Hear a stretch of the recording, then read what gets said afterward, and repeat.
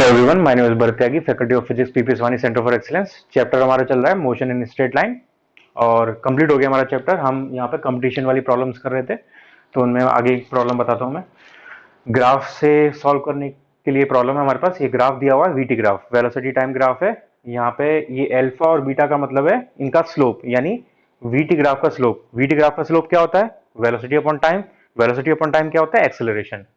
तो ये अल्फा और बीटा यहाँ पे ये एक्सेलरेशन दी है और ये रिटार्डेशन दी है। ऊपर जाएगा तो वेलोसिटी इंक्रीज कर रही है तो एक्सेलरेशन होगा, नीचे आ रहा है डिक्रीज कर रही है वेलोसिटी तो डिसलेरेशन होगा यानी रिटार्डेशन होगा। तो अल्फा एक्सेलरेशन है, बीटा डिसलेरेशन है और टोटल टाइम जर्नी का टी है। इसमें हमें पता क्या चल रहा है? एक बॉडी ऑरिजिन से स्टार्ट करी, रेस्ट से स्टार्ट करी और वो अल्फा एक्सेलरेशन से, एक कांस्टेंट अल्फा एक्सेलरेशन से कुछ टाइम तक चली और उसके बाद वो बीटा रिटार्डेशन से आगे और बढ़ी। उसके बाद बीटा रिटार्डेशन हुआ और फाइनली वो दोबारा रेस्ट में आ गई आफ्टर टाइम कैपिटल टी। तो ये मोशन दिया हुआ है, ठीक। अब इसमें हमें निकालना क्या है कि इसकी मैक्सिमम स्पीड कितना अचीव करी होगी इसने, वो हमें निकालना है। और दूसरा कि कितना टोटल डिस्प्लेसमेंट इसने कवर किया होगा इन टाइम कैपिटल टी। ये दो चीजें हमें यहाँ पे फाइंड आउट करनी है, ठीक। तो देखो इसको कैसे कर सकते हैं ग्राफ से। पहले तो हमें ये टाइम पता होना चाहिए। ये टाइम अज्यूम कर लेते हैं जब तक एक्सेलरेशन हो रही है रिटार्डेशन से पहले। तो सपोज ये टाइम मैंने ले लिया स्मॉल टी 1, ठीक। तो सबसे पहले हम वी मैक्स निकालते हैं कि हमें मैक्सिमम कितना स्पीड यहाँ पे मिला। ओके, तो सबसे पहले ये 0 से T1 के बीच में देखते हैं ट्राइंगल जो बन रहा है, वहां पे अल्फा स्लोप का फॉर्मूला क्या बनेगा। अल्फा स्लोप है, इस ट्राइंगल का स्लोप का फॉर्मूला क्या होता है?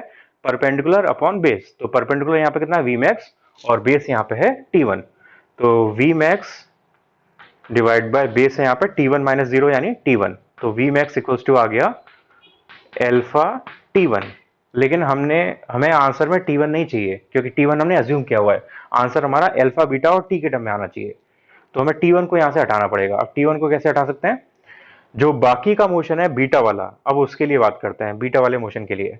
तो बीटा वाले ट्राइंगल में देखो यहाँ पे बीटा क्या आएगा? बीटा इक्वल्स टू आएगा,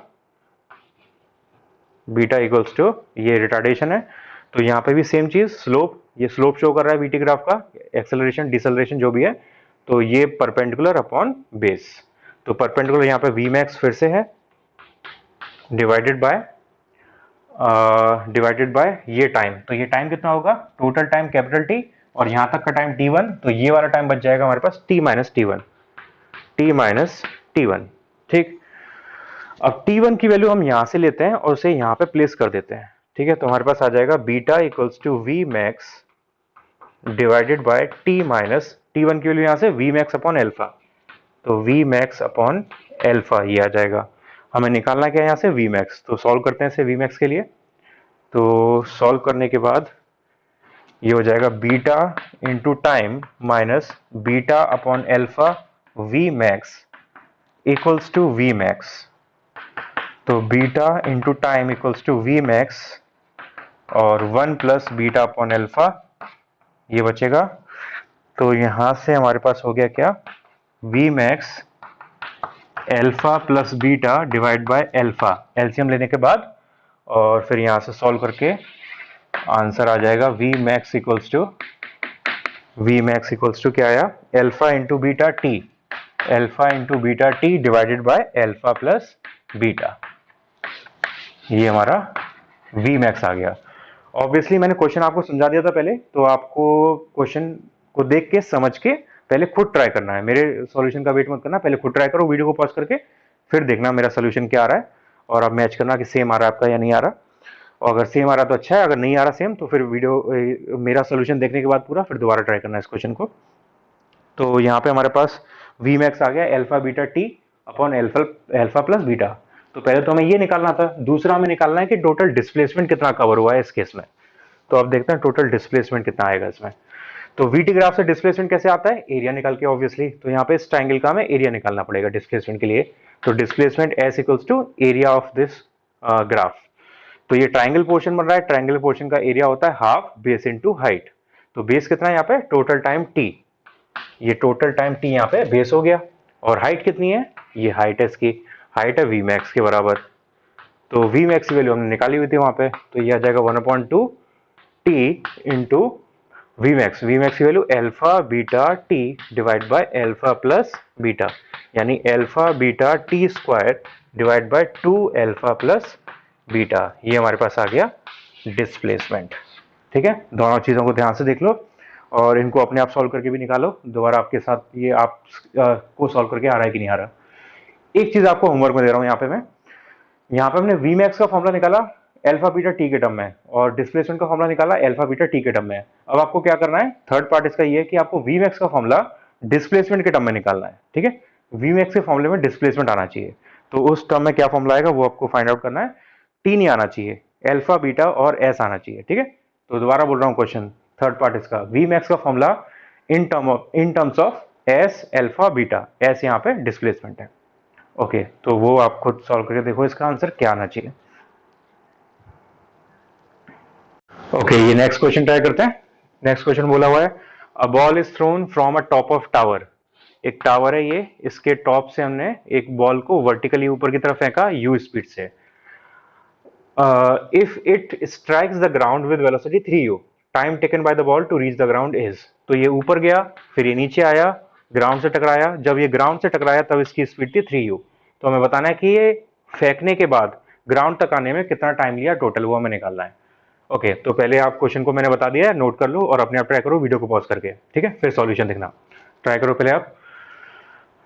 ओके, चलो मैं बताता हूँ अब।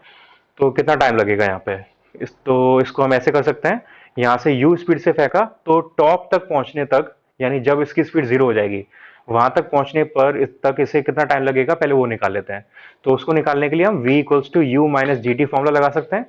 v यहाँ पे 0 हो जाएगा टॉप मोस्ट पॉइंट पर, u की वैल्यू u है और माइनस जी टी, तो यहां से लेके यहां तक पहुंचने में इसको टाइम लगा t which is equals to u divide by g। पहले ये टाइम आ गया। ठीक, अब ये यहाँ इस साइड पर पहुंच गया, इस साइड पर पहुंचने के बाद ये फ्री ड्रॉप करेगा, फ्री ड्रॉप करने में से सपोज टी डैश टाइम लग रहा है, तो अब फ्री ड्रॉप निकालते हैं कितना टाइम में आएगा। तो फिर से यही फॉर्मूला लगेगा v इक्वल्स टू यू, लेकिन प्लस जी टी हो जाएगा क्योंकि अब नीचे की तरफ आ रहा है, नीचे की तरफ एक्सेलरेशन होगा, ऊपर की तरफ ग्रेविटी का रिटार्डेशन होगा। तो v कितना है यहाँ पे 3u, और क्योंकि ये इस पॉइंट से फ्री ड्रॉप कर रहा है, क्योंकि यहाँ पे स्पीड इसकी 0 हो गई थी, तो u की वैल्यू 0 प्लस जी इंटू टी डैश, तो टी डैश यहां से आ जाएगा 3u बाय जी। तो हमें टोटल टाइम कितना लगेगा t प्लस टी डैश, यानी u upon g plus 3u upon g, that means 4u upon g. इतना टाइम हमें नीचे आने में बॉल को लगेगा यहाँ पे। तो इसको देख लो एक बार, खुद ट्राई करके देखो क्वेश्चन को। नेक्स्ट क्वेश्चन करते हैं।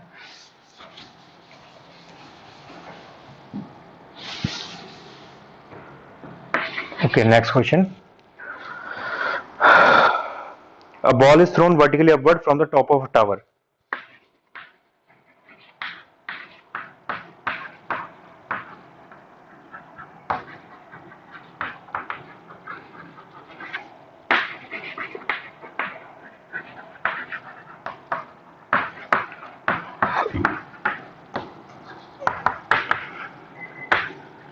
From the top of a tower with a speed 100 meter per second.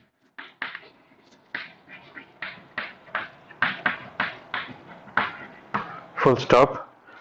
It strikes the pond near the base of the tower.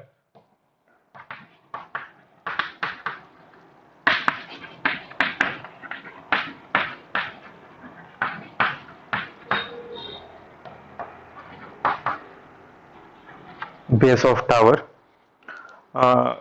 after 25 seconds.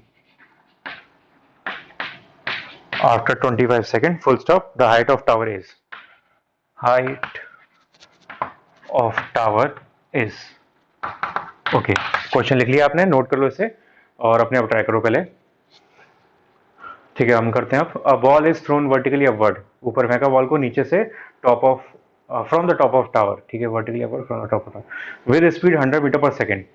It strikes the points near the base of town after 25 second. The height of tower is. तो same इसी type का question है ये। हमने 100 metre per second की speed से इसे ऊपर फेंका, तो इसे इसी डायग्राम से आप समझ सकते हो, इसी डायग्राम से बताता हूं मैं। यहाँ पे इसे टी टाइम लगा सपोज यहाँ से यहाँ पे जाने में, तो वो टाइम हम निकाल सकते हैं। u हमारा 100 दिया है, तो v equals to U minus G T. जी की वैल्यू सपोज मैं इसमें 10 ले लेता हूँ। ओके, तो v हमारा हो गया 0 और u हमें दिया था 100 माइनस 10 इंटू टी, तो t टाइम लगा यहाँ पे 10 सेकेंड, तो उसे यहां से हाईएस्ट पॉइंट पे जाने में टाइम लगा 10 सेकेंड। ओके, इसके बाद इसको नीचे आने में टाइम लगा है, नीचे आने में इसको कितना टाइम लगा, और सपोज इसकी हाइट हम मान लेते हैं h है, और जो ऊपर हाइट गई वो इसको हम अज्यूम कर लेते हैं h डैश है, तो t डैश का टाइम कितना बचा, यहाँ इस पॉइंट से हाईएस्ट पॉइंट तक जाने में लगा 10 सेकंड, और टोटल हमें टाइम दिया था कि 25 सेकंड में वो नीचे आ रहा है ग्राउंड पे पॉन्ड में, तो ये टी डैश टाइम कितना बचा 15 सेकंड, 25 माइनस 10 15 सेकंड, तो 15 सेकंड में ये total H dash plus H distance cover कर रहा है, और हम एच डैश यहां से निकाल सकते हैं, कैसे निकालेंगे, v square equals to u square minus 2g h dash, इन दोनों पॉइंट्स के बीच में मैं ये फॉर्मूला लगा रहा हूं, ए पॉइंट और बी पॉइंट के बीच में, तो यहाँ पे v तो 0 है, हाईएस्ट पॉइंट पे v 0 आएगा हमारा, u कितना दिया हमें 100, तो 100 का square 10 to the power 4 minus 2 into 10 20 h, तो h इक्वल्स टू आ गया यहाँ पे 100 इंटू 100 अपॉन 20 यानी 500, h इक्वल्स टू आया 500, सॉरी h डैश आया हमारे पास 500 मीटर। तो अब h dash plus h distance को कवर करने में यहाँ पर टाइम लग रहा है हमें 15 सेकेंड, तो यहाँ पे फॉर्मूला लगाते हैं सेकंड वाला, h equals to U T plus half G T square, तो u यहाँ पे 0 होगा क्योंकि हम ये रेस्ट से यहाँ पे मूव करेगा, तो 0 प्लस हाफ, g की वैल्यू 10, t स्क्वायर, t हमें कितना लग रहा है 15 का स्क्वायर 225, और हमने h डैश की वैल्यू निकाली थी 500 आई है, तो 500 प्लस h इक्वल्स टू, ये हो गया 5 और इसको सॉल्व कर लो आप, ये हो गया 25 और ये 14 और ये 1, ठीक है, तो यहाँ से इसे निकालो, तो ये आ जाएगा हमारे पास 645 चेक करो शायद मैंने कहीं गलती तो नहीं करी है, 645 इसका आंसर आना चाहिए, 645 25 कहाँ गड़बड़ हुई, तो हाँ ये 2 आएगा ना, 1125 2 10 12, ओके सही है, 625 मीटर। ओके, ये इस क्वेश्चन का आंसर है, इसे दोबारा खुद करके देखो, नेक्स्ट क्वेश्चन ट्राई करते हैं।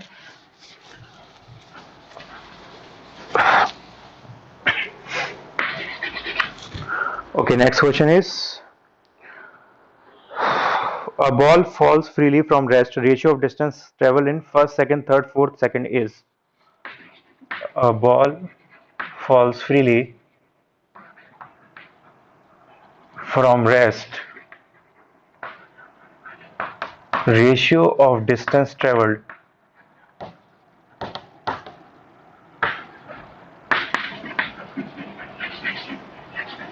in first, second, third, fourth second is,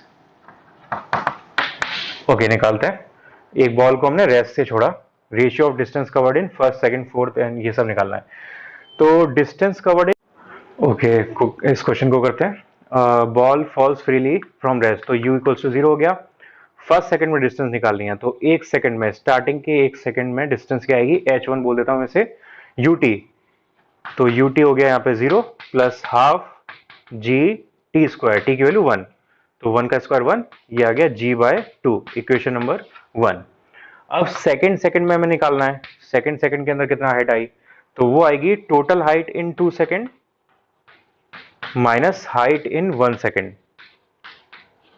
हमें सेकंड वाले सेकंड में कितना डिस्टेंस कवर हुई है ये निकालना है, तो 2 सेकंड में टोटल निकालेंगे, 2 सेकंड में टोटल ये माइनस 1 सेकंड में टोटल, दोनों को माइनस कर देंगे, h2 आ जाएगा, तो इसको निकालते हैं, ut फिर से 0 और हाफ जी टी स्क्वायर, तो हाफ जी टी स्क्वायर यानी 2 का स्क्वायर 4 माइनस, और ये हमने निकाला था g बाई 2 आ रहा था, तो ये 2 से 4 2 टाइम्स कैंसिल, ये आ गया सॉल्व करके 3g बाय 2, ओके ये इक्वेशन नंबर हो गई 2। अब ऐसे h3 निकालते हैं, तो h3 यानी थर्ड सेकंड के लिए निकालने के लिए हमें क्या करना होगा, h इन 3 सेकंड माइनस h इन 2 सेकंड, ये करना होगा, तो 3 सेकंड ut 0 हाफ g 3 का स्क्वायर 9 माइनस हाफ जी, ये हमने निकाला 2 सेकंड का टोटल। हाँ 2 सेकंड में हमें टोटल चाहिए, तो 2 सेकंड में टोटल कितना आएगा, ये आया था 2g आया था हमारे पास, हाफ जी इंटू 4 यानी 2g। तो यहाँ से इसे सॉल्व करो तो ये हो जाएगा 4 9 माइनस 4 यानी 5g/2, 5g/2। ठीक, अब ऐसे देखो पैटर्न क्या बन रहा है, h1 का मतलब 1g/2, h2 का मतलब 3g/2, h3 का मतलब 5g/2, तो 1 3 5 का रेशियो आ रहा है। तो सिमिलरली आप चेक कर सकते हो, मैं यहाँ पे सिमिलरली लिख रहा हूँ लेकिन आपको कैलकुलेट करके निकालना है प्रॉपर्ली जैसे हमने निकाला था यहाँ पे। तो ये आएगा 1 3 5, तो नेक्स्ट आएगा 7g/2। तो हमारा रेशियो क्या आया, h1 ratio h2 ratio h3 ratio h4, 1 ratio 3 ratio 5 ratio 7। तो ये ऑड नंबर के रेशियो में हमारा हाइट चलेगा। तो इस क्वेश्चन का आंसर ये है, एक बार इसे खुद देख लो और ट्राई करो खुद करके।